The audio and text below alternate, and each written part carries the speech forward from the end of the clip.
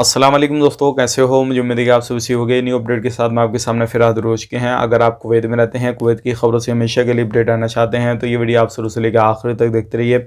इस वीडियो के अंदर मैं आपको काफ़ी ज़्यादा इंपॉर्टेंट जो है इन्फॉर्मेशन देने वाला हूँ और आप लोगों को बताने वाला हूँ। जो लोग आप कमेंट करते हैं वही कमेंट में आपको जवाब देने वाला हूँ और एक दो बड़ी खबरें हैं उसके हवाले से आपको अपडेट करने वाला हूँ।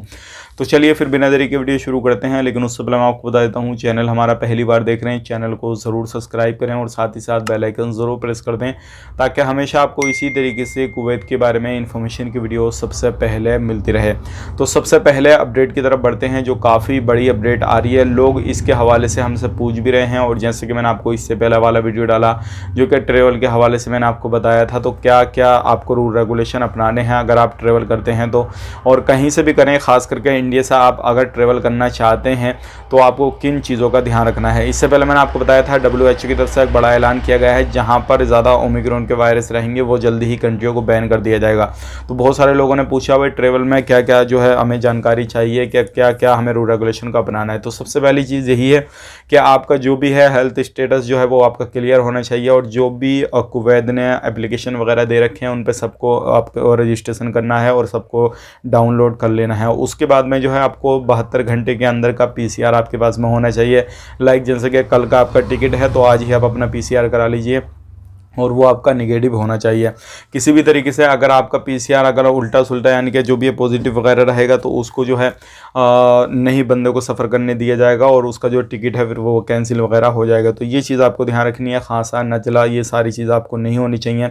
और वहाँ पे जाने के बाद में एयरपोर्ट पर भी कम से कम चीज़ों को छूने की कोशिश करें और ये सारी चीज़ों का ध्यान आपको रखना बहुत ही ज़्यादा ज़रूरी है। तो ये थी आज की कुछ जानकारी। अब बात कर लेते हैं यहाँ पर जो लोग कुवैत के अंदर रहते हैं, अगर मास्क वगैरह नहीं लगाते, सोशल डिस्टेंसिंग का ख्याल नहीं रखते तो उनके लिए भी काफ़ी बड़ी प्रॉब्लम होने वाली है आने वाले वक्त में। क्योंकि आने वाले वक्त में ये सारी चीज़ें हो रही हैं, जिस तरीके से पहले चल रही थी सब चीज़ें उसी तरीके से दोबारा से सारी चीज़ों को कर दिया गया है। और जैसे कि आपको मालूम है मास्क वगैरह भी आपको लगाना है। ये सारी चीज़ें कुवैत सऊदी अरब में तो कर दिया ही गया है, कुवैत में भी ये सारी चीज़ें लागू हो जाएंगी। तो ये सारी चीज़ों को आपको भी जो है ध्यान में रखना है और सारी चीज़ों को अपने ध्यान में रखते हुए कहीं पर भी ट्रेवल करते हैं, काम काज करते हैं, कुछ भी करते हैं तो सारी चीज़ें आपको करनी है।